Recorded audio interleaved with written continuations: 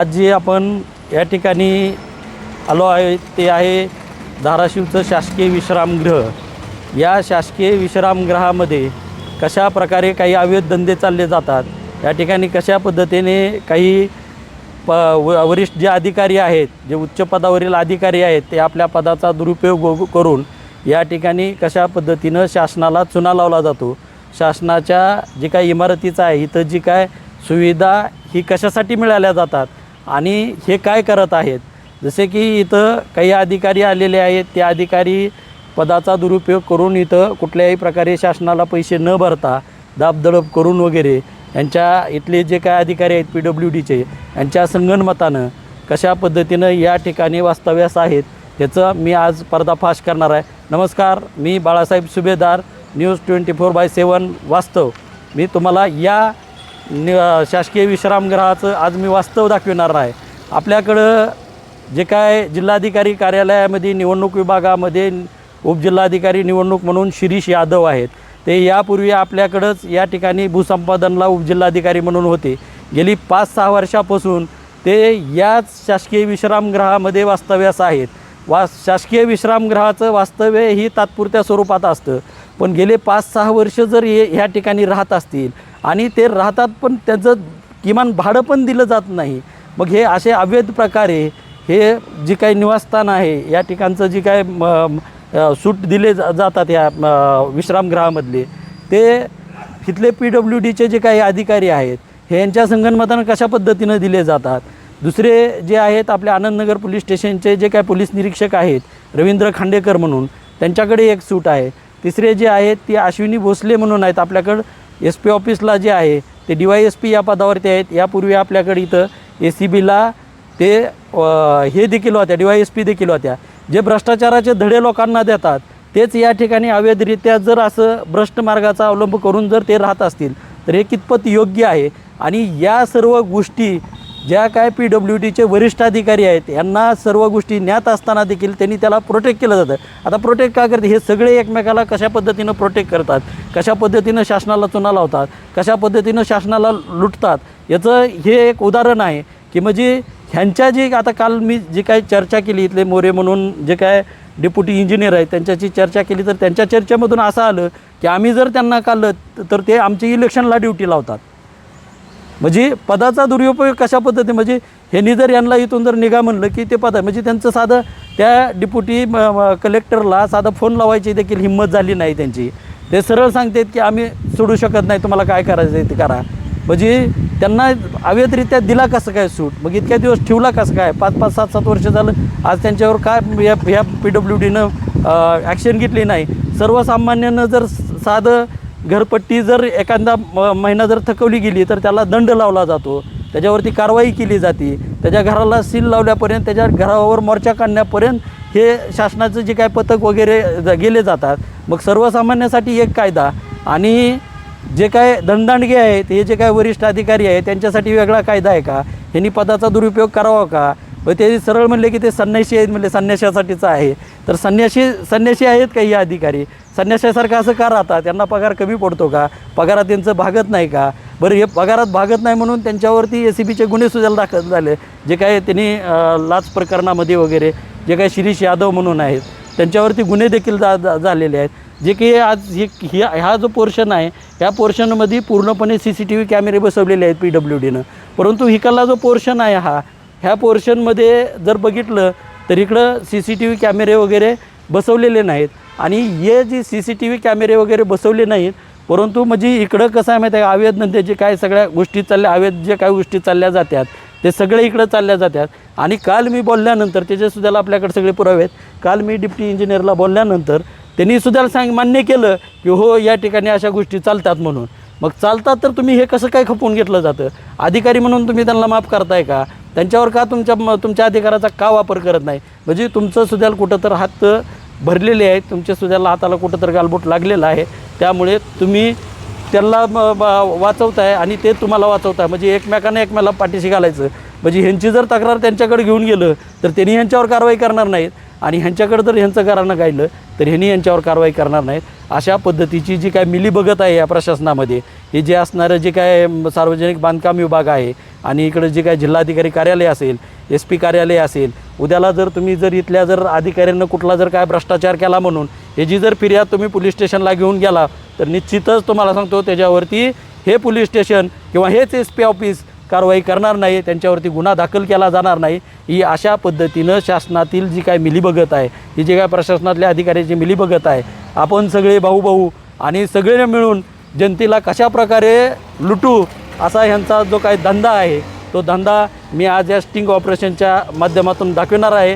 त्याचं जे काय स्टिंग ऑपरेशन केलेलं आहे, आपण पुढं सर्व जे काय जे डिप्टी इंजिनियर आहेत मोरे म्हणून, यांचे जे काय दुसरे अभियंता आहे, शाखा अभियंता कांबळे म्हणून, यांच्याशी जो काय संवाद झालेला आहे तो मी लाईव्ह तुमच्यासमोर यापुढं दाखवत आहे. तो पूर्णपणे तुम्ही बघा आणि त्यावरती आपली जी काय प्रतिक्रिया आहे आपण त्याला शेअर करून आपण त्याच्यावरती आपली प्रतिक्रिया नोंदवावी, कमेंटद्वारे प्रतिक्रिया नोंदवावी. असं करणं योग्य आहे का?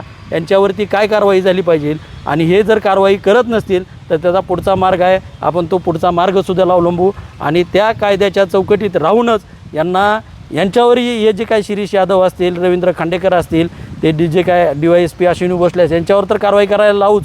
आजपर्यंत जी काय यांनी फ्री ऑफ राहिलेली आहे त्याचं भाडंही वसूल करायला लावू आणि ज्यांनी याला प्रोटेक्ट केलं गेलं आहे म्हणजे जे याला जबाबदार आहेत तिथले म्हणजे डिप्टी इंजिनियर असेल, शाखा अभियंता असतील, हे जे काही जबाबदार आहेत यांच्यावर देखील आपण कारवाई करायला भाग पाडू. आणि आपण बघत राहा पुढं न्यूज 24/7 वाचतो. हॅलो नमस्ते साहेब, माझ्या इथं हिथं आले ते आपले सुभेदार म्हणून आले, सुभेदार आपले पत्रकार नाही हां. मग त्यांनी मला ते रेस्ट हाऊसचं विचारायला ते पलीकडचं रेस्ट हाऊसचं ते पलीकडे ते हे राहत नाही ते गो आपलं काय ते PSI परत भोसले मॅडम आणि अजून एक दुसरं कोणतं यादव साहेब यादव भोसले आणि खांडेकर. मग ती विचारत होते काय मी साहेब विचारू सांगतो बोलतो एक मिनिटात एक.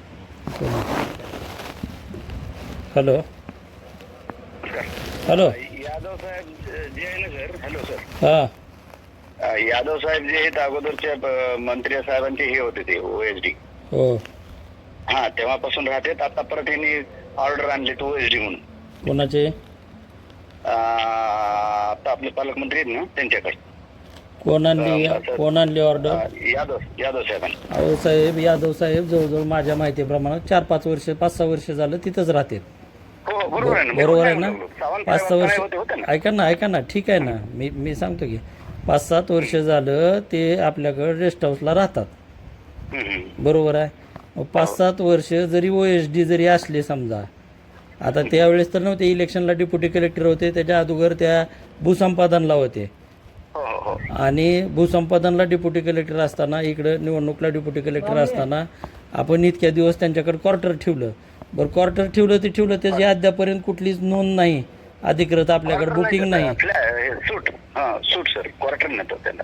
नाही क्वार्टर नाही सूट जी दिलेले आहेत, सूट असं इतक्या दिवस देता येतात का? देता येत असेल तर मला त्याची तरतूद द्या तशी. नाही देता येत नाही बरोबर आहे सर. आणि ते दुसरे खांडेकर जे वगैरे राहतात ना, खांडेकरांना वगैरे आम्ही पत्र दिले, कॉपी टू SP साहेबांना सुद्धा दिले सर. काय म्हणून? ते रिकामं करा म्हणून. नाही रिकामं करा, SP थोडीच करणार आहेत रिकामं. नाही हे ऐकला गेले म्हणल्यामुळं ऐकत कसे नाहीत अहो, प्रॉपर्टी तुमची, मला काय म्हणा तुमच्या ताब्यामध्ये आहे, तुमच्या ताब्यातलं क्वार्टर त्यांना इनलिगल दिलं कसं जातंय? त्याचे पैसे घेतले जात नाहीत, परत पुन्हा त्याची बुकिंग नाही रीतसर. बरं ठीक आहे, 4-8 दिवस बदली होऊन आल्यानंतर राहता येतं, त्यात देतोच ना आपण असं अधिकाऱ्यांना. नवीन बदली होऊन आल्यानंतर त्यांचं क्वार्टर वगैरे त्यांना अलाउड करूच तर देतो. पण हे जर 5-5, 7-7 वर्ष जर लोक राहत असतील तर हे कितपत मग बाकीच्यांना त्या ठिकाणी गैरसोय होती ना. बरोबर. मग उद्याच्याला बाकीचे बी अधिकारी असेच मागतात, मग क्वार्टर वगैरे घेत नाहीत, त्यांना बी द्या रेस्ट हाऊस सगळ्यालाच उपलब्ध करून. मग मी वरिष्ठांना कळवलं सर, वेळोवेळी वरिष्ठांना सांगितलं. तुमच्याकडे काय आहेत का तसे पत्रव्यवहार वगैरे केलेले? सर्व नाही आहे ना सर, आहे. बरं आहेत का तुम्ही ऑफिसला? नाही, मी इकडे साईडवर आलो ना. भेट कधी होईल आपल्या आहे, ऑफिसला? रोहन कांबळे साहेबांना थोडा वेळ लागेल मला. रोहन कांबळे साहेब जे आहेत ना, त्यांनी सुद्धा त्यांना नाही, मला जर समजा तसं आपल्याकडून काय पत्रव्यवहार झाला असेल वरिष्ठाला वगैरे, त्याची एक कॉपीज द्या मला, एक बंच द्या मला, ते मी बघतो. हा, मग ते मी कॉपी टू एसपी दिले सर तुमच्या माहिती. अहो, एसपीच्या ताब्यात नाही ना ती प्रॉपर्टी. तुम्ही एसपीना कॉपी दिली? नाही, कशामुळे दिली माहिती आहे का सर? ते त्यांच्या अखत्यारीत काम करतात. अहो, त्यांच्या अखत्यारीत काम करतात. रेस्ट हाऊस त्यांच्या अखत्यारीत नाही ना. रेस्ट हाऊस कोणाच्या अखत्यारीत आहे? उद्याला मी जर समजा, ऐका ना, मी जर उद्याच्याला समजा त्या ठिकाणी जर येऊन जर समजा जबरदस्तीने घुसलो किंवा मी जर पेमेंट देत नसेल तर माझ्यावर तुम्ही डायरेक्ट ॲक्शन घ्याल का नाही? नाही, त्यांच्या अखत्यारीत म्हणून त्यांनी थोडीच, त्यांच्या आस्थापनेचा विषय नाही ना तो. त्यांच्या आस्थापनेचा थोडीच विषय आहे तो. विषय कोणाच. तुम्हाला ते पत्र देतो, पत्र देऊन मी तोंडी सांगितलेलं आहे, लेखी दिलेलं आहे बरं का. आणि माझ्यापेक्षा जास्त प्रयत्न आणखीन कांबळे साहेबाचा आहे सर्वांना काढून टाकायचे. अहो, प्रयत्न करणं हा भाग वेगळा झाला. कायदा सगळ्यासाठी सारखाच आहे का नाही?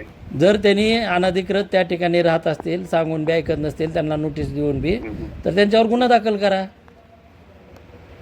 हा, आपण तेवढ्यापर्यंत गेलो नाही, पण ते तुम्ही जावं लागेल ना. गेले नाही तर मग पण जावं लागेल की तुम्हाला. आम्ही प्रांजळपणानं आम्ही काढायच्या ह्याच्यात आहोत बरं का, कळालं का? कारण पालकमंत्री वगैरे आले तेव्हा आमची एवढी परेशानी होती. हा, सूट कमी पडते, ड्रायव्हर लोकांना जागा मिळत नाही, हे मिळत नाही, त्याच्यामुळे आम्ही हे केलं होतं. परंतु ते हो ना, जे बाहेरून जे आलेले आहे तिथं शासकीय कामानिमित्त, त्यांची गैरसोय होऊन त्याच्यासाठी रेस्ट हाऊस आहे का? इथं कायम 5-5, 6-6 वर्ष राहण्यासाठी आहे. तसं असेल तर मला बी एखादा सूट अलाउड करून टाका. मग कायमचाच अलाउड. मी फॅमिली बिमिली काय करतो तिथंच येऊन राहतो मी. नाही, मी राहतो ना, माझं घरच आणून ठेवतो तिथं. माझं घरच आणून ठेवतो म्हणलं की फॅमिली सगळी येऊन राहतो. काय फ्लॅट मध्ये राहिल्यासारखं मला मस्त आहे की, बरं आहे की. संन्यासी लोकांचं काम आहे, संन्यासी लोकांचं तुमच्या माहिती. ते काय संन्यासी आहेत का? त्यांना काय बायको लेकर नाहीत का? संन्यासी थोडीच आहे ते. सांगतो ना, आता हे लोक काय राहतात तुम्हाला सांगू का साहेब? लवकर चाकर राहते, झाडाची गरज नाही, पुसायची गरज नाही, पाणी भरायची गरज नाही. नाही, मग एवढ्या सगळ्या सुविधा पाहिजे त्यांना तर स्वतंत्र एखादा फ्लॅट घ्यावा. त्या ठिकाणी 4 माणसं ठेवले. मग का वरचं इन्कम त्यांना कमी आहे का? वरचं इन्कम कमी आहे का त्यांना? खांडेकर साहेब जे होते ना अगोदर, पूर्वी तुळजापूरला होते म्हणून, तिथं सुद्धा असंच इलिगल राहत होते साहेब. मग मला काय म्हणायचंय, ह्यांची हिस्ट्री बघता आम्हाला जास्त, मला पर्टिक्युलरली मी सुद्धा त्याच्या अगेन्स्टच आहे बरं. हे आता मला काय म्हणायचंय, जर इनलिगल राहते तर तुमची रेस्ट हाऊसची यंत्रणा काय करते? कसं घुसू देते तिथं इनलिगल? काय तर रेस्ट हाऊस तुम्ही त्यांच्यावर काय ऍक्शन घेत नाहीत? आणि पत्रव्यवहार करून आता कसं आहे माहिती आहे का साहेब? तर काय आता त्याला भांडण आपण कशाला हे करणार? आता भांडणाला कसं करणार? मग उद्याच्याला आमच्यासोबत बी करू नका, आम्ही बी घुसतो. असं जमल का? आम्ही बी घुसतो ना. मग तुम्ही आमच्यासोबत बी हे करायचं ना. मग उद्याच्याला काय करतो आम्ही बी? एखाद्या सुटवर ताबा मिळवतो. मग हा, भेटू साहेब. काय कधी येऊ तुमच्याकडं? हॅलो, आज उशीर होईल. उद्याला? हा, उद्या आहे. चालतं, येतो उद्याला मी तुमच्या. हॅलो कांबळे साहेब, इथं माझ्याकडे आपले ते सुभेदार म्हणून आहेत का, ते आलते. हॅलो हॅलो, आपले ते सुभेदार आहेत का? इथं माझ्याकडे आलते आता. हॅलो, एक मिनिट, यांना सुभेदारला बोला, सुभेदार म्हणून आहे ते. हॅलो, हॅलो हॅलो, बोला. ते आपल्याकडची यादव, शिरीष यादव, पुन्हा ती रवींद्र खांडेकर आणि जे अश्विनी भोसले, 3 सूट कुणाच्या स्तरावरून दिलेले आहेत? कार्यकारी अभियंता. त्याचे अधिकृत दिलेले आहेत का अनधिकृत?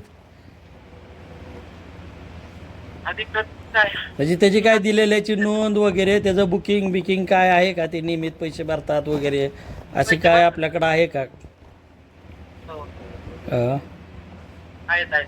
काय? हॅलो, काय आहे म्हणलं?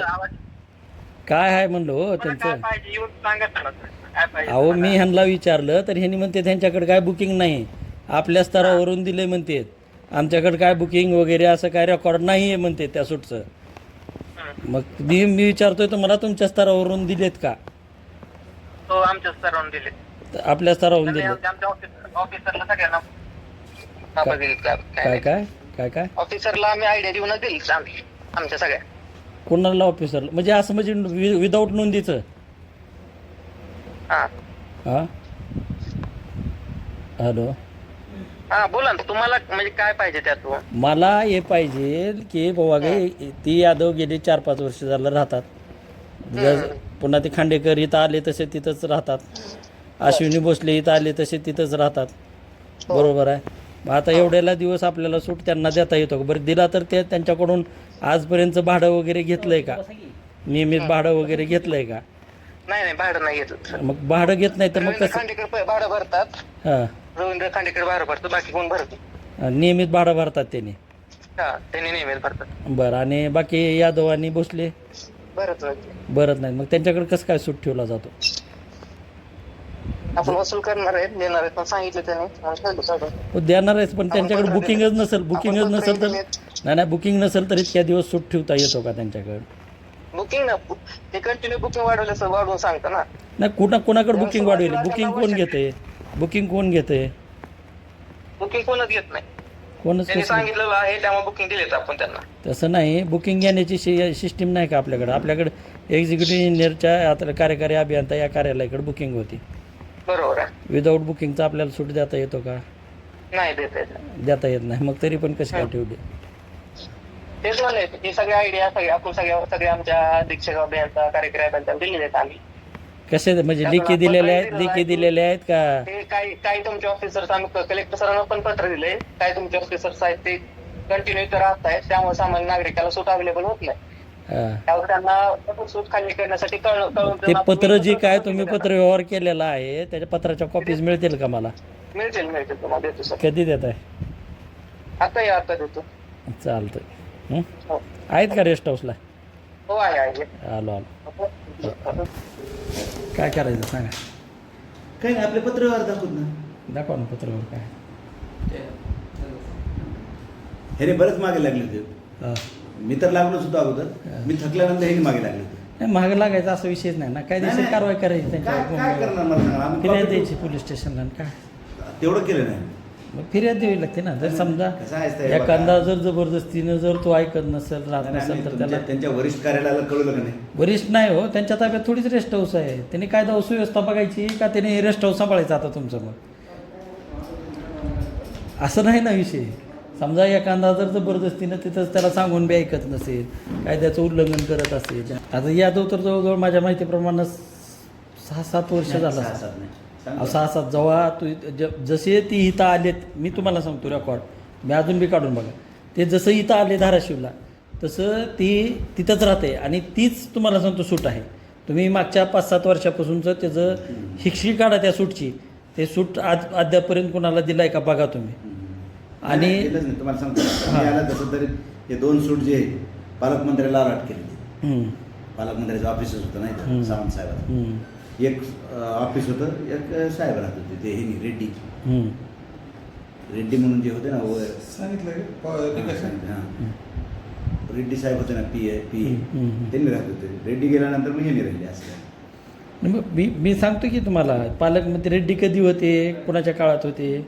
माझ्या माहितीप्रमाणे सावंत साहेबाच्या काळात होते. बरोबर आहे. सावंत साहेब होते तेव्हा बी ती ह्यांनीच राहत होते. ती भूसंपादनला उपजिल्हाधिकारी होते तेव्हापासून ते आज ताग आहेत. ते तिथंच आहेत त्याच सूटमध्ये.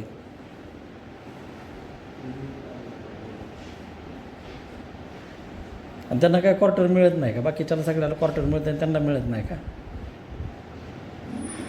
बाकी सगळ्या अधिकाऱ्यांना क्वार्टर मिळतात, ह्यांनाच कसे काय मिळत नाहीत क्वार्टर? त्यांना क्वार्टरला राहू वाटत नाही. हां क्वार्टरला राहू वाटत नाही तर एखादं चांगलं 5 स्टार हॉटेल बुक करावं त्यांनी. आता ही PI इथं आजे तसं इथंच आहे. खांडेकर इथंच आहे. पुन्हा अश्विनी भोसले जशी आली तशी इथंच आहे. पैसे देत नाही. स्वतः तिनं अँटी करप्शनला काम केलेलं आहे.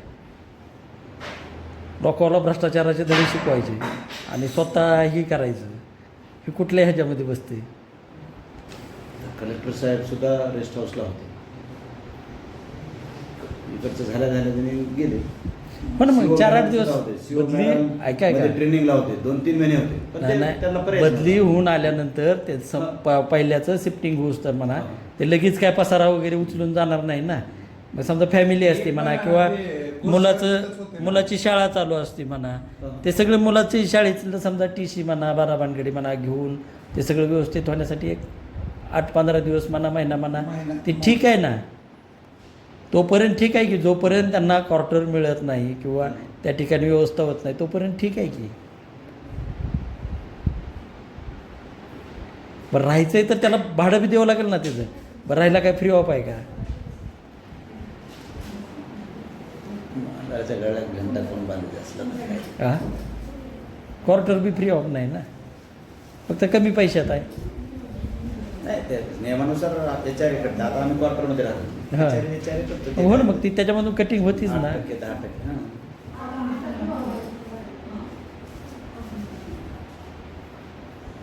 तुम्ही कशाला क्वार्टरला राहता? मग तुम्ही भेटच येऊन राहा. याच रूममध्ये भेटतात मी तर त्या होतात. नाही, नाही. याच्यामध्ये केत साहेबांना बोलतो का? निकेत साहेब नव्हते का? हां. जिरगेंना बोललो होतो, जिरगेनंच तुम्हाला फोन लावला. निकेत साहेब नव्हते तुमच्या कांबळेमध्ये. असते सरकार. तुमच्या कांबळेमध्ये सगळ्याच वरिष्ठांना माहिती आहे, त्यांच्याला हे करूनच दिलेले आहेत. मग पहिलं तर म्हणले एक्झिक्युटिव्ह इंजिनियर स्तरावरून दिले, म्हणजे एक्झिक्युटिव्ह इंजिनियर स्तरावरून तर इथं तर बुकिंगच नाही. हां हां, बुकिंगच आम्ही नाही. निदर्शनास आणून दिलेलं आहे. हां आणि वेळोवेळी आम्ही सुद्धा त्यांच्या ह्याच्या विरोधात होतो. बरेचसे त्याच्यामुळं आमच्या कानावर येऊन त्या गोष्टी आलेल्या आहेत. हां. बरं का, हे आमच्या पोराला शिवाय देऊन मी परेशान करतो.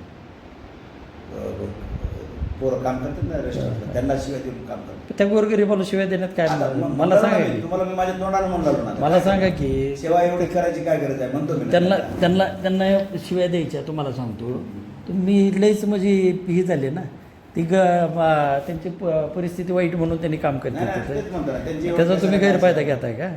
बरं, एकतर फुकट राहताय ते राहताय, तुम्ही लय जागीरदार आहे तर पैसे द्या मोजा ना.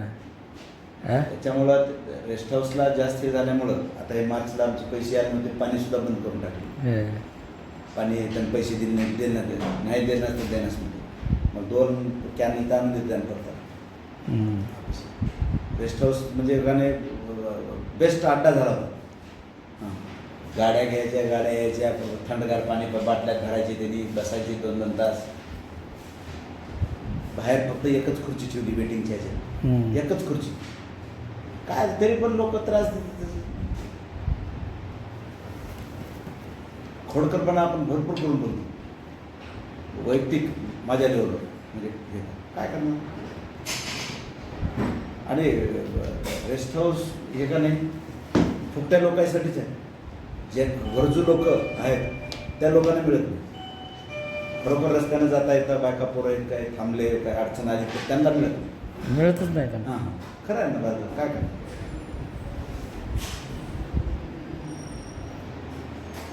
जे दाब दडप करतंय त्याचं राज्य आहे. हां, आता तुम्ही सांगितलं ना काल, ते खांडेकर ते तुळजापूरला बी असेच राहत होते. म्हणलो ना मी, केत साहेबांनी म्हणल्यानंतर म्हणले तर